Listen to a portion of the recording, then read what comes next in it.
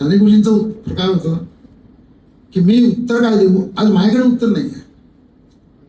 या परिस्थितीमध्ये मी आशावादी कोणत्या परिस्थितीत राहू असं मला सांगा. मी आता माझ्या काही सहकाऱ्यांच्या बरोबर याचा विचार करू की आपण प्रायश्चित्त घ्यावं 5 दिवसाचं, की 80 वर्षाच्या देशाच्या स्वातंत्र्याला 80 वर्ष होती.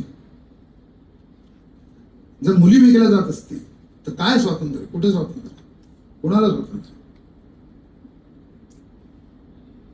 आजची परिस्थिती मला असं वाटतं की मी 42 वर्षामध्ये किती पावलं पुढे गेलो.